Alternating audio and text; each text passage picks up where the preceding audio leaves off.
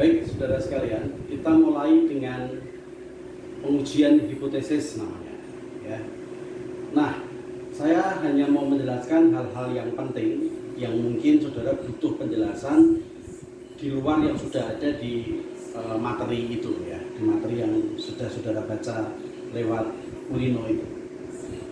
Ringkasannya bahwa untuk menguji hipotesis itu ada prosedurnya. Ya. Prosedur ini yang harus saudara lakukan setiap kali saudara ingin melakukan pengujian hipotesis namanya. Apa saja prosedurnya itu? Yang pertama adalah menentukan formula hipotesis. Ada 3 formula hipotesis yang saling berpasang-pasangan ketiga-tiganya itu. Yang pertama, saudara perhatikan ini, tidak usah perhatikan yang di kanannya ini dulu. Perhatikan yang di sini dulu. Yang pertama, H0 itu mu sama dengan mu0. Sedangkan lawannya H1 adalah mu tidak sama dengan mu0, ya. Ini yang kita uji nanti rata-rata. Jadi mu ini adalah rata-rata. Ya, H0 mu sama dengan mu0, H1-nya tidak sama dengan. Kemudian formula yang kedua, H0-nya tetap sama, ya, mu sama dengan mu0, sementara H1-nya adalah mu lebih besar dari mu0. Ya, ini namanya uji 2 sisi, yang A, yang B ini adalah uji 1 sisi, sisi kanan, lebih besar ini sisi kanan. Yang ketiga, H0 mu sama dengan mu0, lawannya H1 adalah mu kurang dari mu0, ya, ini uji sisi kiri. Jadi ada uji 2 sisi, uji sisi kanan, uji sisi kiri. Itu yang pertama dulu. Nah, bagaimana nanti menentukan formula hipotesis yang dipakai itu yang A, yang B atau yang C? Tergantung nanti persoalannya. Nanti kita lihat ketika kita sudah main contoh soal. Ya, ini saudara pahami dulu saja itu. Kemudian yang kedua, saudara butuh yang namanya taraf nyata. Ya, taraf nyata, level of confidence. Nah, taraf nyata itu biasanya kalau untuk uji hipotesis itu 1%, 5%, 10% itu biasanya. Ya. Kemudian yang ketiga adalah menentukan kriteria pengujian. Ya, kriteria pengujiannya ditentukan. Nah, bagaimana caranya menentukan kriteria pengujian? Ini ringkasannya, ya. Kriteria pengujian itu kapan H0 itu diterima dan kapan H0 itu ditolak. Ya. H0 diterima untuk kriteria pengujian ini, ya, saya catatkan di sini. H0 diterima untuk yang uji formula 1, yaitu uji 2 sisi. Itu H0 diterima jika men Z 0,5, ini rumus, ya, dikurangi alfa per 2, alfa itu adalah taraf nyata, kurang dari Z hitung, kurang dari Z 0,5 dikurangi alfa per 2. Di sini minus, di sini plus. H0 diterima, ya, jika memenuhi ini. Kalau kita menggunakan tabel distribusi normal, artinya kalau N-nya itu lebih besar atau sama dengan 30, kita akan menggunakan distribusi normal.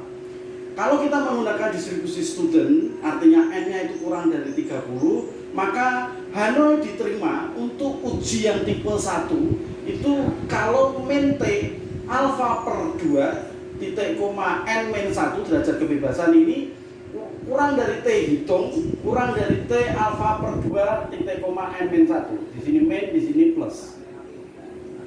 Untuk formula hipotesa yang tipe kedua, uji sisi kanan, H0 diterima jika Z hitungnya kurang sama dengan Z 0,5 min alfa. Awas, di sini ada alfa per 2, di sini hanya alfa saja. Kalau kita menggunakan distribusi student alias N-nya itu kurang dari 30, T hitung kurang sama dengan T alfa titik koma N min 1. H0-nya diterima. Ya, jadi kalau kita menggunakan formula hipotesis yang ketiga, yaitu uji sisi kiri, H0-nya diterima jika memenuhi syarat Z hitung lebih besar sama dengan min Z 0,5 min alfa dan T hitungnya, ya, atau T hitungnya lebih besar sama dengan min T alfa N min 1 kalau nanti datanya kurang dari 30, ya. Jadi ini ada yang perlu saudara ingat, ini kalau menggunakan distribusi normal ada 1, ada 2, ada 3. Demikian juga untuk kalau yang menggunakan distribusi student. Ada 3 patokan. Ya, kalau saudara nanti ketemu soal di mana formula hipotesisnya tipe yang kedua, patokannya yang kedua ini yang saudara hafal. Ini Z hitung kurang sama dengan Z 0,5 min alpha. Kalau yang ini Z hitung lebih besar sama dengan min Z 0,5 min alpha. Jangan sampai salah patokannya ini. Ya, ini masalah menentukan kriteria pengujian berhubungan erat dengan formula 1, formula 2, apa formula 3 yang nanti saudara pakai tergantung dengan contoh soalnya. Dan yang keempat, di sini kan ada Z hitung, ada T hitung. Nah, yang keempat itu menghitung nilai Z hitung atau menghitung nilai T hitungnya, menentukan nilai Z hitung atau menentukan nilai T hitungnya. Rumusnya ini, Z hitungnya adalah X bar min mu 0 dibagi simpangan baku dibagi akar N. Untuk T hitungnya adalah X bar min mu 0 dibagi simpangan baku dibagi akar N. Dan yang terakhir adalah membuat kesimpulan. Ya, jadi 5 langkah ini selalu saudara harus mengerti ketika saudara ingin melakukan uji hipotesa. Jangan sampai salah dulu menentukan rumus formulanya. Kalau salah, nanti menentukan kriteria pengujiannya juga salah, ya. Nanti pasti hasilnya atau membuat kesimpulannya juga akan salah. Itu dulu, ya. Yang pertama saudara harus pahami dulu. Mari sekarang kita melihat dulu contoh soalnya. Kita lihat di TV ya, contoh soalnya itu. Saya baca soalnya, ya, biar saudara bisa lebih paham. Populasi ikan bandeng di pemancingan Mania mempunyai panjang rata-rata 80 cm dengan simpangan baku 7 cm. Setelah 2 tahun beroperasi, konsumen meragukan panjang ikan tersebut. Guna meyakinkan keabsahan hipotesis itu, seorang peneliti mengambil sampel acak 100 ekor ikan. Ya, dari sini 100 ekor ikan, N-nya lebih dari 30. Berarti nanti menggunakan distribusi normal. Itu dulu yang saudara pegang, ya, tidak distribusi T, tetapi distribusi normal atau Z yang kita menggunakannya. Kemudian diperoleh hasil perhitungan panjang rata-rata ikan adalah 83 cm dan standar deviasinya tetap. Apakah ada alasan untuk meragukan bahwa rata-rata panjang ikan bandeng yang ada di pemancingan Mania sama dengan 80 cm pada taraf signifikan alfa 5%, ya. Kita ke Pak Mantul. Oke.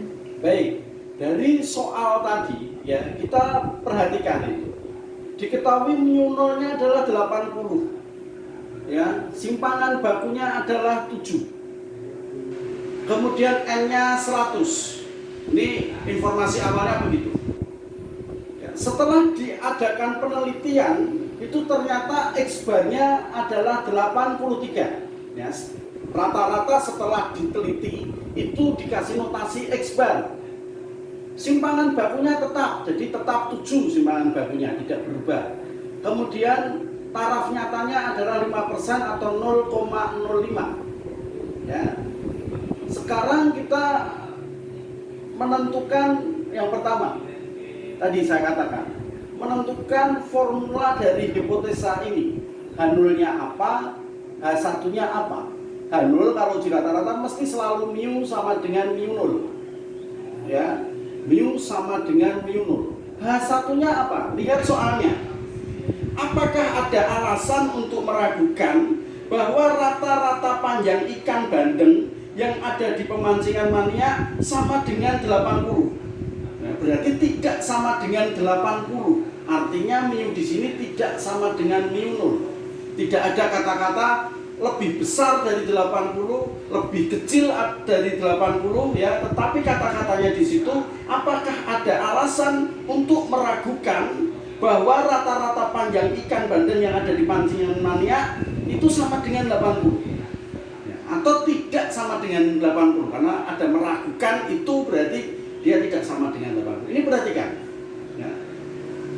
Formula tipe 1 apa tipe 2 apa tipe 3 itu tergantung dari persoalannya. persoalan yang ini saudara harus pahami betul bahwa satunya adalah mu tidak sama dengan mu nol. Dari kata-kata yang tidak ada lebih besar atau lebih kecil itu berarti tidak sama dengan. Oke, kalau ini sudah kita tentukan ya, H0 mu sama dengan mu nol, H1-nya mu tidak sama dengan mu nol. Ya. Taraf nyatanya yang kedua tadi, taraf nyatanya adalah 0,05. Karena ini uji dua sisi, taraf yang pertama tadi ya, saudara nanti menggunakan rumusnya Z 0,5 dikurangi alfa per 2. Karena alfanya itu adalah 0,05, maka Z-nya nanti adalah 0,05 dibagi 2 itu adalah 0,025, atau Z-nya adalah 0,0